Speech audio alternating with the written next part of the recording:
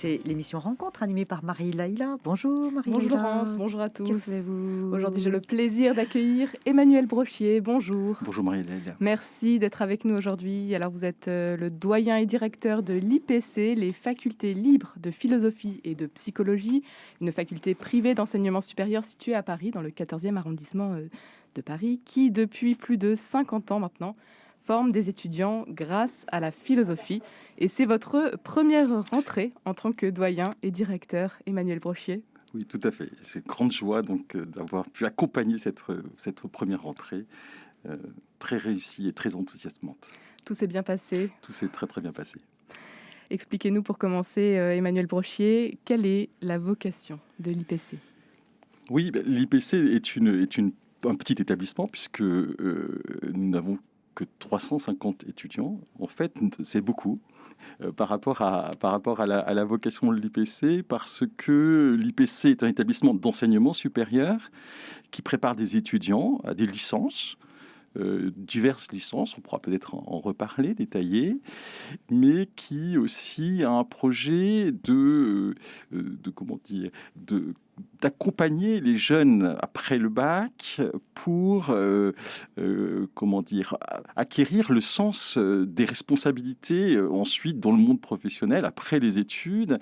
Et nous sommes convaincus que pour cela, la philosophie a un rôle qui est capital. À ne pas confondre donc votre institut, l'IPC, avec l'ICP, l'Institut catholique Oui. de Paris. J'imagine qu'on fait souvent... La différence est simple, nous sommes partenaires en réalité. La différence est simple, c'est que donc l'Institut catholique de Paris est donc un institut confessionnel reconnu par l'Église, reconnu dans le cadre du droit canon. En fait, alors que l'IPC, c'est une association d'enseignants, d'étudiants libres. C'est une structure fondée sur la loi des associations, en quelque sorte, et donc c'est non confessionnel, même si un esprit chrétien, catholique, anime en tout cas beaucoup d'étudiants et beaucoup d'enseignants. L'IPC, l'Institut de philosophie comparée, c'était le nom que l'on avait donné donc, à l'école, à la création en 1969 et que vous avez choisi de garder. Bien sûr, parce que c'était en 69 une intuition assez extraordinaire, parce que 69, il faut se souvenir, c'est encore une année où dans chaque discipline, on est hyper spécialisé en fait. Et philosophie comparée, c'est cette idée qu'on ne peut pas faire de la philosophie en regardant que l'histoire de la philosophie, en regardant que ce qui se dit en philosophie. Il faut écouter les autres discours, les autres sciences, les autres disciplines. Et philosophie comparée, c'est vraiment cela. C'est vraiment ce désir d'enseigner en comparaison avec non seulement des disciplines philosophiques, la discipline qu'est la philosophie, mais aussi d'autres disciplines très diverses. C'est pourquoi, d'ailleurs, nous avons maintenant de la psychologie, faculté de philosophie, de psychologie, de la psychologie depuis 2002. Et puis, depuis cette année, c'est nouveau, grâce à des partenariats, nous avons également une formation en droit, en sciences politiques, dans le cadre de double cursus. Nous avons des doubles licences, des doubles cursus. Nous avons des formations pour des éducateurs, donc avec un partenariat avec Auteuil, pour des médecins qui sont en formation, avec un partenariat avec le collège Stanislas. Donc, mais le point commun à l'ensemble de nos formations, même quand il s'agit par exemple de faire simplement une licence simple de psychologie, le point commun, c'est qu'il y a beaucoup de philosophie. Justement, pour quelle raison? Parce que donc nous sommes une formation qui reçoit des jeunes après le bac, disons entre 17 ans et 22 ans, 23 ans. C'est-à-dire à un moment de leur vie qui est la jeunesse. Et j'aime beaucoup la lettre aux jeunes de Jean-Paul II, c'était mon époque. Et ce que j'en ai retenu, c'est que justement ce temps de la jeunesse qui est intermédiaire entre l'âge de l'adolescence, de l'enfant et puis de l'adulte, c'est que l'enfant, c'est celui qui a besoin d'être éduqué par ses tuteurs, par ses parents, son entourage, ses professeurs, etc. L'adulte, il est éduqué, il est arrivé en quelque sorte au terme de cette éducation et il doit conduire sa vie, et il prend des responsabilités dans le monde. La jeunesse... Eh bien, c'est encore, disait Jean-Paul II, un temps d'éducation, mais d'auto-éducation. C'est le temps où le jeune devient le principal responsable de son éducation. Il n'est pas encore formé complètement, il a déjà beaucoup reçu, mais il n'est pas encore complètement formé. Mais ce qui est nouveau, c'est qu'il lui appartient désormais d'avoir le sens de cette éducation, de lui-même, et d'en prendre la responsabilité. Et je crois que la philosophie, c'est là que la philosophie intervient pour donner comme ça quelques éclairages, quelques balises en quelque sorte, non pas pour dire ce qu'il faut faire, mais pour poser les bonnes questions. Emmanuel Desprochiers, vous avez 20 ans d'expérience d'enseignement de la philosophie.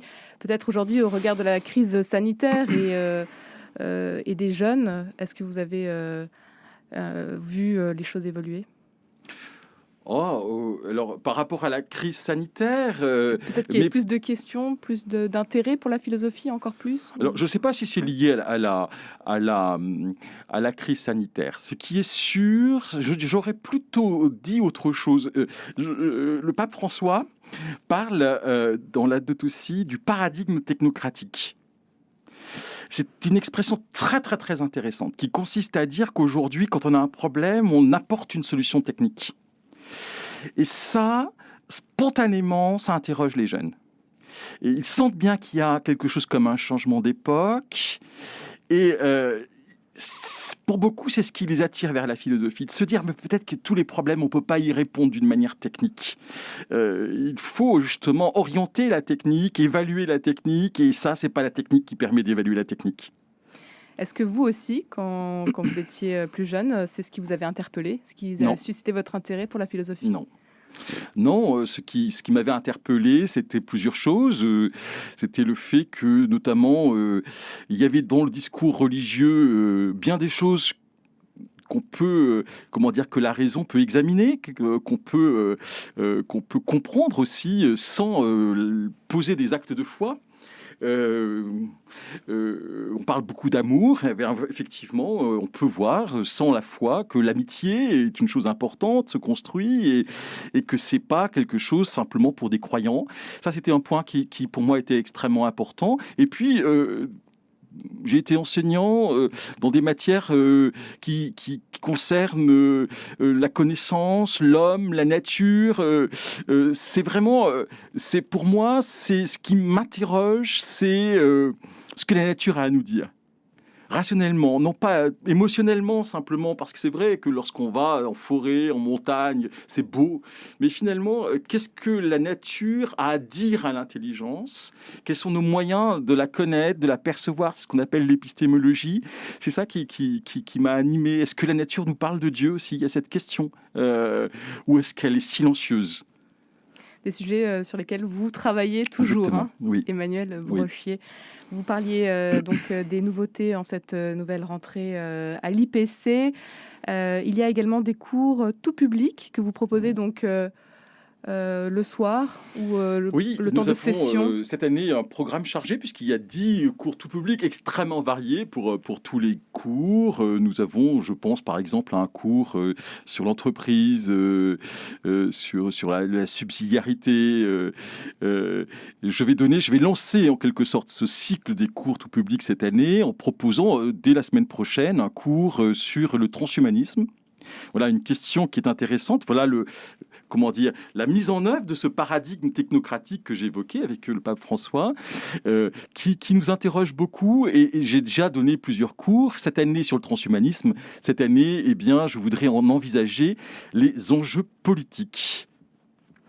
Avec également donc des journées d'immersion pour permettre de découvrir l'école. C'est important ça de permettre. Décisif. On a mis ça en place l'année passée et pour moi c'est extrêmement important. Vous savez, quand on intègre donc une formation post-bac, ça passe par un dispositif ingénieux qui s'appelle Parcoursup. Le risque, c'est, vous voyez, de faire comme de la vente à distance, de l'achat à distance, et il y a une sorte de marché des formations, et en quelque sorte, de ne pas avoir une très très bonne connaissance de là où on va. Quand je rencontre les étudiants, je leur dis toujours, en fait, on ne choisit jamais une formation. On choisit de passer un certain temps avec des personnes. 3 ans avec des personnes. Et donc, il faut venir voir. Quels seront les cours? Comment ils seront? Quelles seront les personnes avec lesquelles on pourrait passer du temps?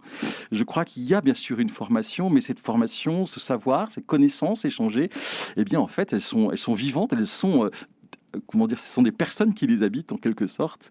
Et donc, il faut venir rencontrer ces personnes. Les journées d'immersion, avec une première journée le 21 octobre prochain, et puis il y en aura un petit peu tout au long de l'année. 4 ou 5. 4 ou 5. Emmanuel Brochier. Pour terminer, peut-être, je voulais vous demander, excusez-moi, je ne sais plus ce que je voulais vous demander. Emmanuel Brochier, voilà, aujourd'hui, les inscriptions sont closes. Ah oui. Là, non seulement les inscriptions sont closes, mais nous avons atteint les capacités. Voilà, c'est pas simplement un problème technique sur Parcoursup, c'est également que nous avons l'intégralité de nos étudiants. De la philo, finalement, mais pas forcément pour devenir prof. Non, on a des débouchés. Je crois que c'est une bonne question, parce que souvent on se dit, ah voilà, la philosophie, c'est pour devenir prof de philosophie. Il y en a évidemment de nos anciens qui continuent en étant prof de philosophie, mais c'est vraiment une minorité.